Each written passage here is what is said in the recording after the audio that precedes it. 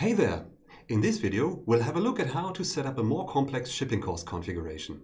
In order to do this, we'll assume that one of our products, a grill in this case, is rather heavy and requires special shipping, which simply wouldn't work with our standard method of shipping. It's also more costly as a result. So let's get right into it. First off, let's select our product. As always, we find it in Catalogs, Products. Here I'm going to select our grill. We're going to need a way to determine which product or products are too heavy for our standard shipping method. We have numerous ways to do this. For example, we could place it in a category alongside other heavy items. We could also create a dynamic product group for them, or simply do it with a rule in the rule builder. Something like product is one of, followed by our grill. Another way would be to add weight to it, since we can use that as a factor when determining shipping methods and costs as well. We'd enter a weight here under the Specifications tab. However, I believe the easiest and most practical way to do this for our example would be to simply use a tag on the product itself. For that, we'll need the General tab in our product. Now we'll scroll down until we get to this bit, Visibility and Structure. Here we can see the field Tags. This is what we want. We'll just enter something appropriate here, like heavy, and press enter. And that's it already.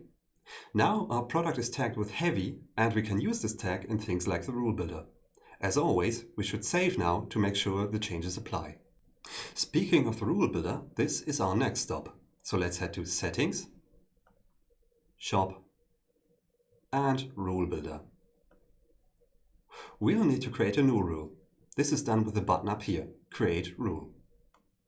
I won't go into much detail here, as a previous video on the rule builder already covers this rather extensive topic. If you haven't already, I'd suggest watching that video as well, as the rule builder is a vital part to virtually any Shopware shop. Let's call our rule Heavy Shipping. For priority, we'll go with 100, the highest. The description is going to be rule governing the shipping method of heavy items. For type, we'll use shipping. This makes it so that the rule shows up in other places concerning shipping methods. And now we come to the most important part, conditions. When do we want this rule to apply? Well, we've given our grill a tag. Let's see what we can do with the conditions that include tag in it by entering tag. As we can see, there are a few options related to customers, items, and orders. Each of them can make use of tags. Since we tag the product or item, items in shopping cart seems like what we need. Item with tag in particular sounds good. Now we get a new option here right next to it. We can select from at least one or all. I imagine that with our special shipping method covering large and heavy items, we can also send the usual smaller items we offer alongside our grill.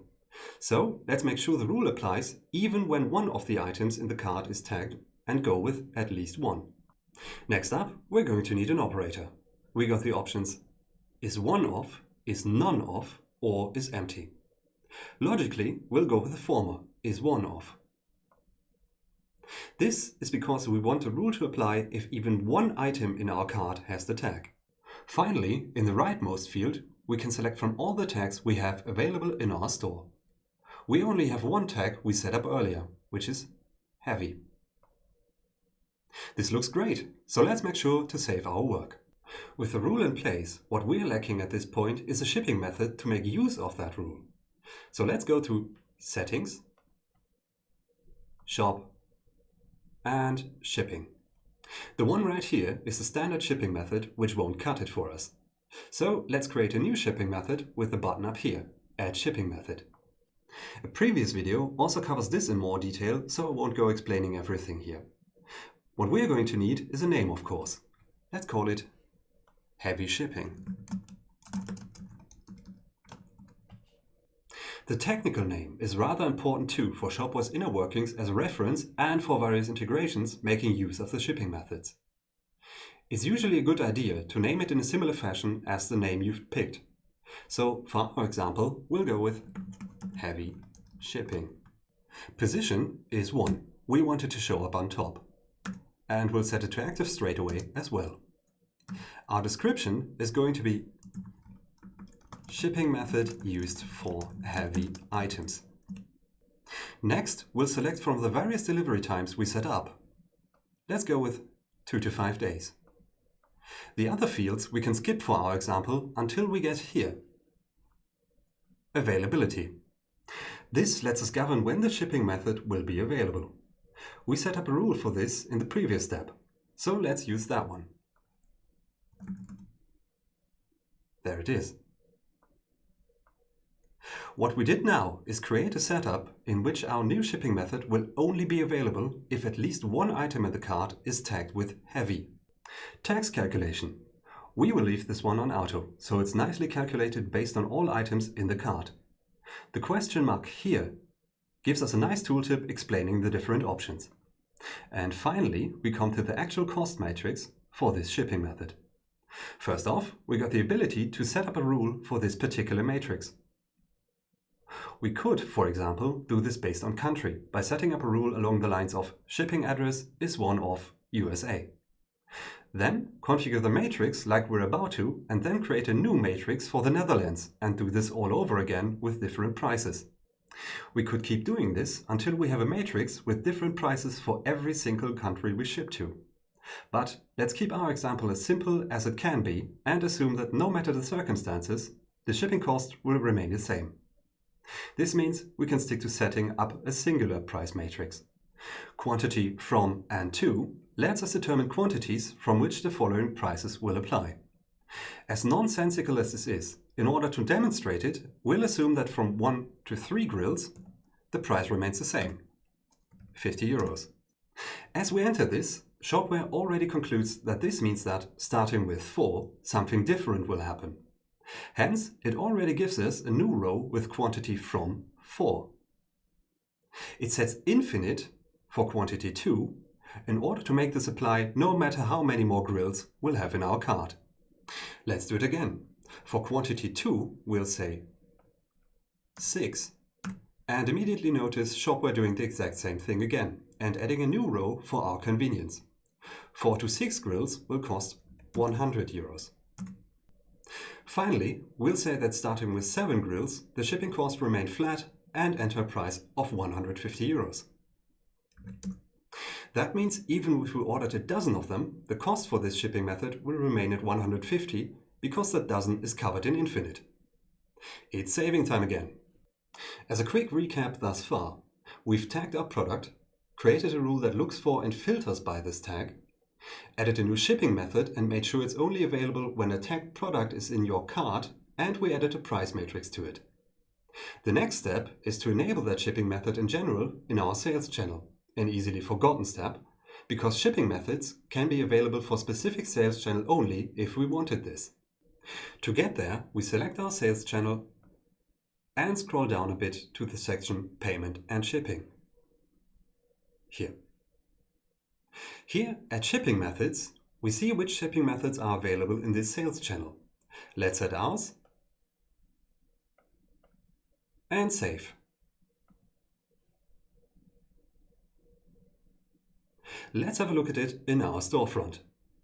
Adding our grill to the cart, we can see that the shipping method is standard. We can click on it and select our newly made shipping method here. But oh no!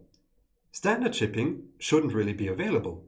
The whole point of this was to make sure that we had a shipping method for our heavy items which cannot be shipped with our default method. We can fix this with the steps we already learned. I'll show you how. Let's head back to our admin.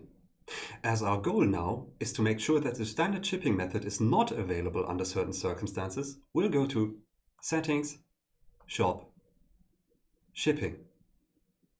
Here we select Standard. Since we want to restrict the availability of it, we can do the same thing we did previously. Create a rule in the availability section. Currently, this shipping method is available whenever a shopping cart's grand total is greater than or equal to 0, which essentially means it's always available. For name, we'll go with always available unless heavy. Priority 100, We'll skip the description, and now we come to conditions. This is where the magic happens. As with the default rule, we'll go with grand total is greater than or equal to and 0. This means it's always available unless the cart value is negative. For this rule, we'll also add an AND condition. We want this to not be available whenever any item tag with heavy is present in the cart. Thus, we'll go with item with tag, all are none of, and then heavy. This means that the shipping method is only available if none of the items in our cart are tagged with heavy. Now we can save this rule. Let's verify that this worked. We'll head to the storefront. Once more, we add our grill to the cart. We notice that heavy shipping is selected straight away. Clicking on the shipping method and its drop-down menu, we can no longer select standard because our grill with its heavy tag is in the cart, just like we wanted. And with this, we set up a more complex shipping cost and method setup and conclude this video.